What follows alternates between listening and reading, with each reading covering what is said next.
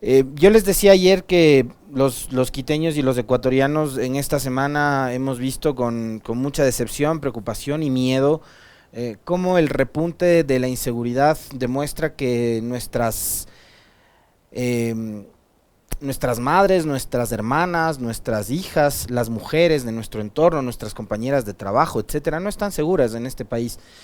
Y que ahora incluso hasta los buses de transporte escolar terminan siendo una trampa mortal para las mujeres, ¿no? Lo que ha sucedido con un estudiante del Colegio Dillon en estos días es algo de lo que indudablemente nosotros vamos a hablar y vamos a seguir hablando, y por eso voy nuevamente, antes de meterme en el relajo ese de la asamblea del día de ayer, voy a hablar sobre esto porque hay novedades, ¿no? Las novedades están en que, primero, y que quiero empezar por ahí, y si la Andrea y el Esteban tienen listo ese material, ayer hubo una protesta, una manifestación. Los estudiantes, los y las estudiantes del Colegio Dillon se tomaron las calles.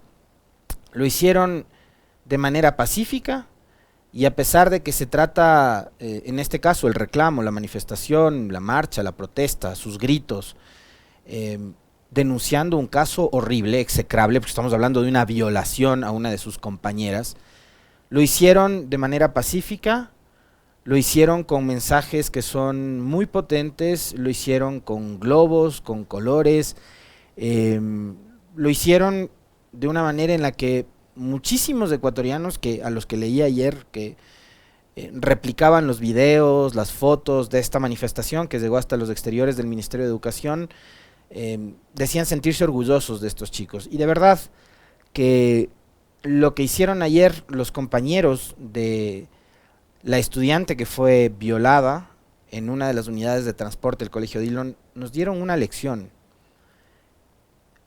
No al resto de estudiantes del Ecuador, no, a todo el país. Una lección de cómo hay que hacerse escuchar, de cómo se puede levantar la voz de manera pacífica para reclamar justicia y para reclamar, creo yo, con mucha fuerza, que se les garantice la seguridad a las mujeres en todos los espacios.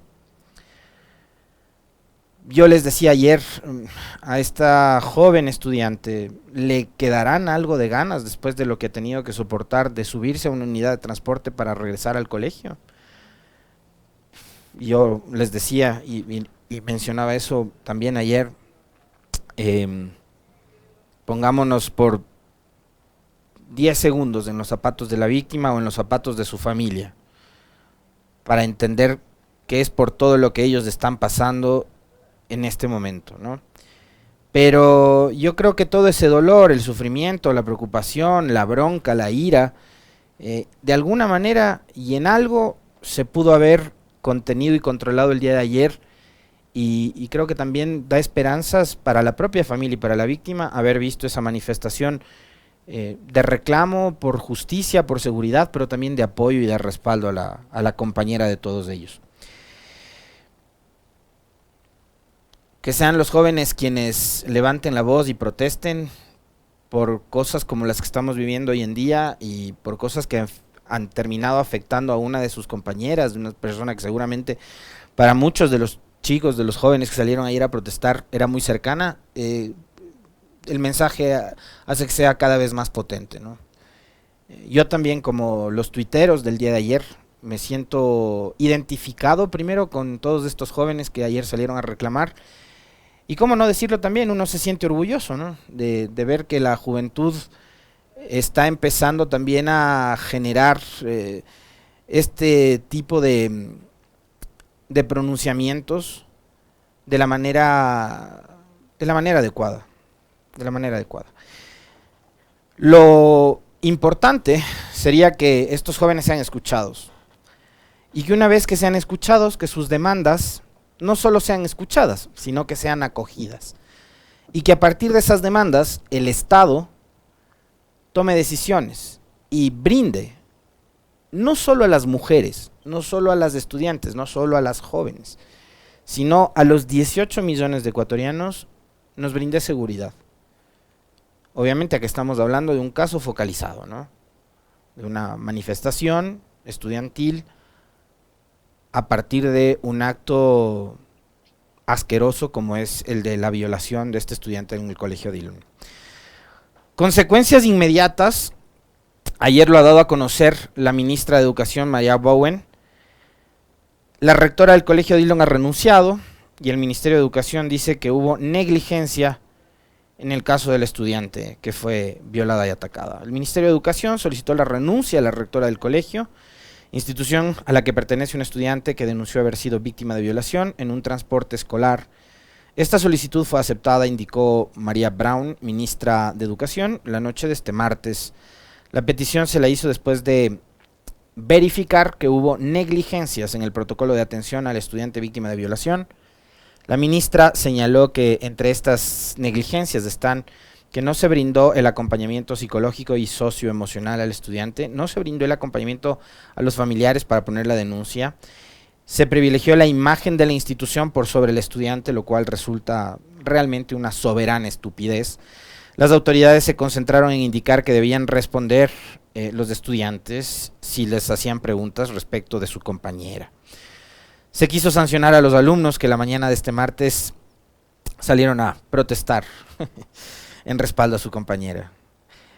Realmente, de verdad, y ahí uno dice, ¿qué tienen en la cabeza, no, estas autoridades del colegio? Por eso me parece que una de las medidas, aunque probablemente tardías, podemos llegar a esa conclusión, porque si hubiesen sido otros los protocolos y otros la forma de proceder, probablemente se hubiera evitado que ocurra esta violación, ¿no? Como por ejemplo que vaya un monitor en cada una de las unidades de transporte para brindar seguridad, sobre todo cuando sabemos que hay niños, niñas o adolescentes que viajan en algunos casos solas, si es que la última parada o el primer estudiante en recoger es una mujer, habría que pensar en eso, ¿no? Entonces probablemente se habría evitado aquello, pero esto ocurre 24, 48 horas después del hecho y también habla, digamos, de alguna forma de una reacción, si se quiere, oportuna una vez que se conoció de este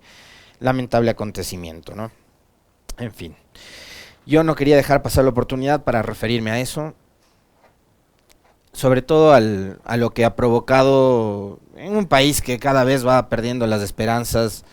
No sé si a ustedes eso les ocurre, pero siento yo como que hay, y esto lo hemos conversado con varios de nuestros invitados que hacen análisis de opinión, etcétera, en un país que va perdiendo la esperanza, en un país en el que cada vez incrementa o aumenta el negativismo. No está mal hablar y referirnos a cosas tan positivas como el que ayer los estudiantes, compañeros de esta joven que fue atacada, hayan salido a protestar y a manifestarse de una manera bastante potente. Entonces no quería dejar pasar esa oportunidad. Ahora, si vamos a las noticias que también, digamos, se generaron el día de ayer y que dan cuenta de que hay una inestabilidad constante en el país y que eso se refleja también en la volatilidad de las decisiones en el ámbito político, y esto tiene que ver con lo que ha sucedido tanto en el Ejecutivo como también en la Asamblea Nacional. No sé si me ayudan cerrando la puerta, les agradezco, queridos compañeros. A ver, ayer noticias, primero, se conoció de la renuncia del ministro de Defensa, el general Luis Hernández. Se va Luis Hernández, quien estaba al frente del Ministerio de la Defensa y de las Fuerzas Armadas, en medio o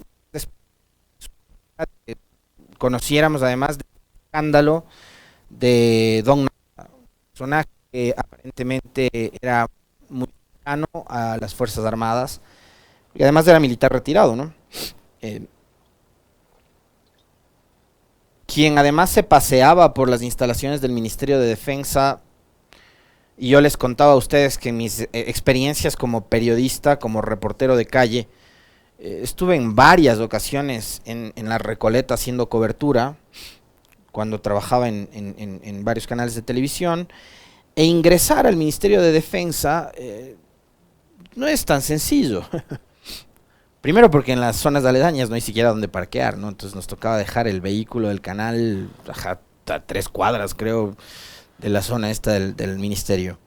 Después, cuando uno llegaba en la garita, no solo que te registran el nombre, la cédula, el correo electrónico, el número telefónico, sino que te piden un documento, verifican tu identidad y una vez que eso ocurre, el carné del medio de comunicación para el que trabajas, verifican, certifican de que en efecto usted es periodista e ingresa.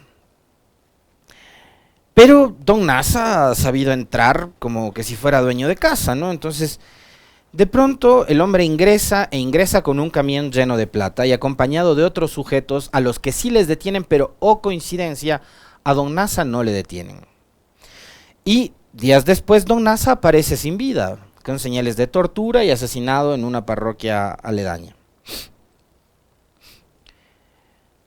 Tampoco hay hasta ahora una explicación al país de qué fue lo que sucedió cuando desmontaron un radar, lo fueron a instalar en Montecristi y días después de que instalaron el radar explotara.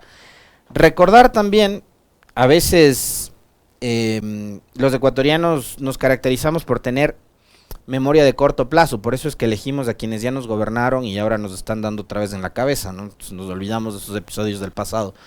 Pero yo les voy a recordar que a propósito del hecho del radar, hubo un medio de comunicación digital, La República, que para esa época, cuando ocurrió esto de la explosión del radar, su director, el señor Carlos Gijón, ya era el vocero oficial del gobierno. Dijo que se trataba de un atentado, ¿no? Y ya querían vincular temas políticos con respecto de la explosión del radar. Entonces era un atentado, ¿ya? Días después, el ministro Hernández en esa época salió a desmentir al medio de comunicación que dirigía el vocero del gobierno, es decir, estaba mintiendo La República y Gijón, y dijo que se trató de un evento provocado por la mala instalación del radar. Es decir, no instalaron como debían hacerlo y el aparatito estalló. Yo por eso le tengo terror a las conexiones eléctricas y cosas por el estilo. Terror le tengo desde que algo que me pasó de joven. Así que tampoco se ha esclarecido el hecho de la explosión esta del radar. Funciona ese radar, lo arreglaron. No sé, había garantías para reponer el radar. ¿Tenemos radar? La pregunta ahora es, ¿tenemos radar? Bueno, son hechos que no se ha dejado claro. Y en medio de la polémica del radar, del tema de Don Nasa, que fíjense ustedes, y esto es realmente increíble, porque en un país en donde las instituciones públicas están atravesando horas bajas porque los ciudadanos simplemente no creen ni en el gobierno, ni en la asamblea, ni en los alcaldes, ni en los municipios, ni en las prefecturas, ni en los medios de comunicación, la gente no cree en nadie en este momento porque hay una crisis de credibilidad y de imagen de lo público terrible. Las Fuerzas Armadas eran una de las instituciones que todavía, y por una cuestión casi que de tradición, mantenía una imagen interesante de credibilidad. Bueno, ahora habrá que ver por dónde quedó la imagen, la credibilidad, la aceptación, etcétera, de Fuerzas Armadas. Pero sobre el tema de Don Nasa, hasta el momento todavía no ha quedado claro. Y no sabemos cuál es el nivel de participación de oficiales o de personal de tropa, etcétera, de Fuerzas Armadas, en esta red de captación ilegal de dinero donde les pagaban el 90% de interés y donde Don Nasa llegó a acumular más o menos 10 millones de dólares.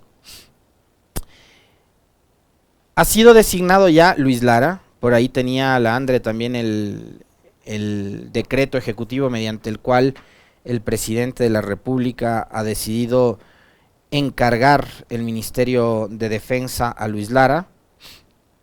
Ahí está, ustedes lo ven en pantalla.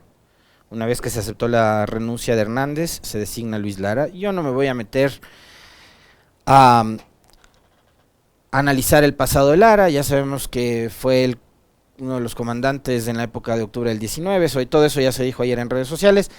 A mí lo que me importa es lo que se viene en adelante, porque una cosa es ya lo que ocurrió antes, ya cuando él estaba al frente de las Fuerzas Armadas como oficial activo, y otra cosa es cuando ya tienes que encargarte, digamos, de la política de seguridad soberana que brinda Fuerzas Armadas al país, y lo que va a pasar en adelante, sobre todo cuando hay estos temas tan polémicos.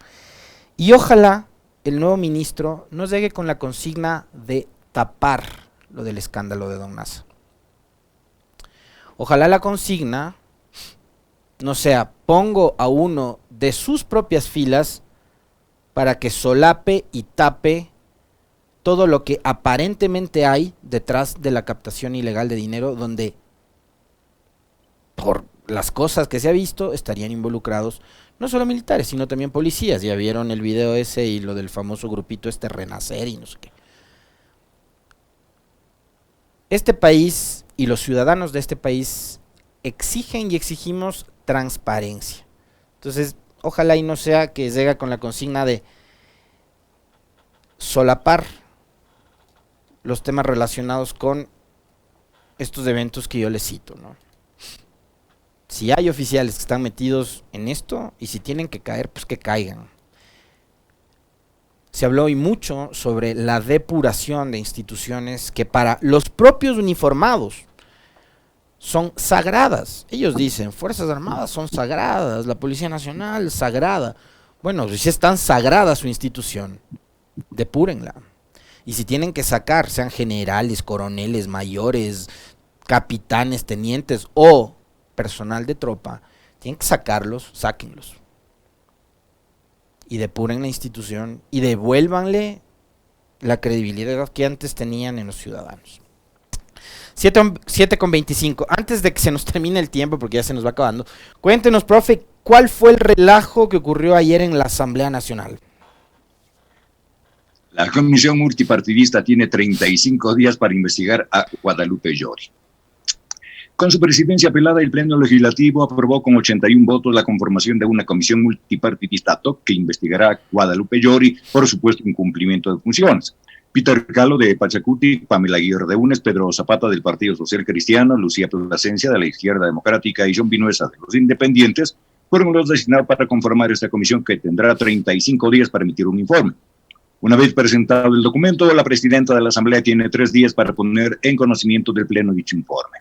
Una sesión accidentada. Las medidas cautelares están vigentes, dijo la presidenta de la Asamblea Nacional, Guadalupe Llori, ante un pedido de cambio del orden del día presentado por Marcela Holguín para conformar esa comisión tras la calificación de la denuncia que presentó Esteban Torres y que fue calificada por el Consejo de Administración Legislativa local. Llori pidió al secretario general que lea el documento que ratifica que sus medidas cautelares que impedían dicha conformación aún están vigentes. Sírvase pasar al siguiente cambio del orden del día, dijo Llori, para evitar que se trate este punto. El secretario incluso le recordó que Holguín debía intervenir en el pleno, pero Llori pidió que se lea el tercer cambio del orden del día, por lo que el asambleísta Esteban Torres apeló a la presidencia de Llori. Iván Saquicela, primer vicepresidente, asumió la conducción de la sesión y dio paso a la moción de Holguín. Con 93 votos a favor, el pleno incluyó la conformación de esta comisión. El Parlamento inició con el debate sobre quién conformará la comisión. Comenta Alexis Moncayo en Pichincha Opina. Gracias, profe. Bueno, finalmente se dio paso a la creación de esta comisión, que ya les dijo el profe además cuáles son los nombres que van a integrarla. Es una comisión multipartidista. Opiniones a favor y en contra, unos que dicen que lo que hizo ayer la Asamblea es legal, otros que dicen que es ilegal. Bueno, yo, más allá de las consideraciones técnico-jurídicas que pueda haber sobre el procedimiento utilizado el día de ayer por la Asamblea, soy de los que cree que estos asuntos políticos tienen que resolverse en el ámbito de la política. Y por eso, respetuosamente, como suele ser en mi caso, el otro día discrepábamos con alguien con quien además, por lo general, yo siempre estoy de acuerdo, casi siempre, en algunas cosas no, pero casi siempre suelo suscribir las opiniones y los criterios sobre todo jurídicos, porque es alguien que sabe y mucho, que de paso las entrevistas con él no solo a mí me agradan muchísimo dialogar con él, sino a ustedes les gusta mucho escucharlo, me refiero a Pedro Granja. Discrepábamos con respecto de el abuso en la aplicación o solicitud de estas acciones de protección y medidas cautelares, etcétera, que ha presentado la presidenta Zori para aferrarse al cargo de presidenta. Para mí no era lo más adecuado promover la interferencia judicial en un asunto que, les repito, termina siendo político.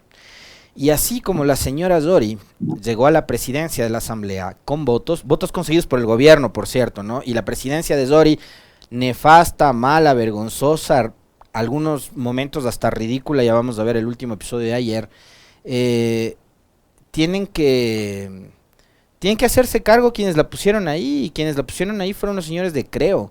César Monge en ese momento como ministro de gobierno, a la cabeza, el propio presidente Lasso, que dijo que era lo mejor que le había pasado a la Asamblea que la señora Zori asuma la presidencia.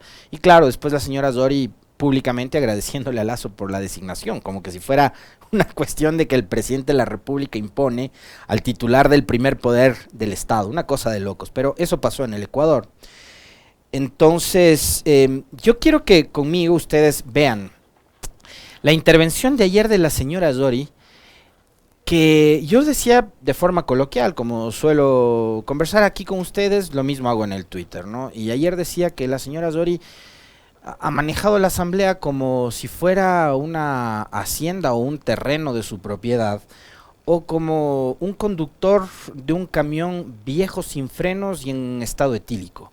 Veamos qué fue lo que le dijo ayer la presidenta de la Asamblea al secretario Salazar.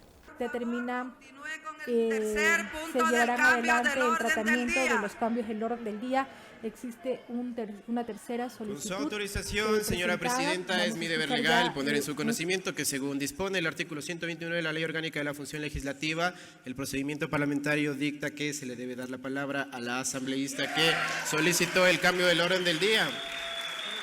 Señor secretario, en esta sesión ordena la presidenta de la Asamblea Nacional.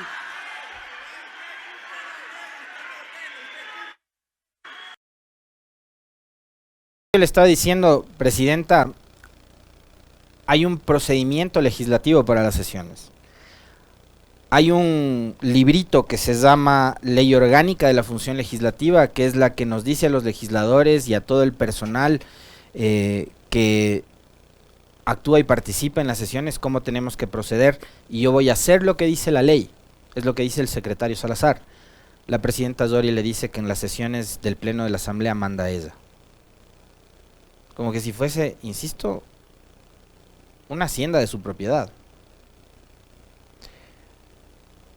Yo, de verdad, les digo, con lo que sucedió el periodo anterior en las presidencias de Serrano, de Elizabeth Cabezas y de César Litardo, creí haberlo visto todo. Bueno, no, me equivoqué, porque esto es de Ecuador.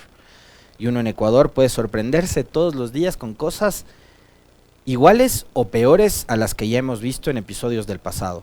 Bueno, hoy hemos visto una conducción realmente paupérrima, vergonzosa, que a los ecuatorianos nos debería hacer ir abochornados del nivel de conducción, nada más y nada menos que del primer poder del Estado. No estamos hablando de una asamblea con el respeto que se merecen, ojo, y que son, de hecho son mejor conducidas que esto, ¿no? No estamos hablando de la asamblea de un barrio, estamos hablando del primer poder del Estado. Y esto, lo que acabamos de ver, es simplemente una muestra de tantas que podríamos sacar para ver cómo ha sido la conducción y la dirección de la presidencia de la Asamblea en manos de la señora Zori. Veamos también qué es lo que pasa con lo que haga esta comisión que han conformado para evaluar, porque déjenme decirles que el remedio puede resultar peor que la enfermedad, porque si se va Zori queda Saquicela.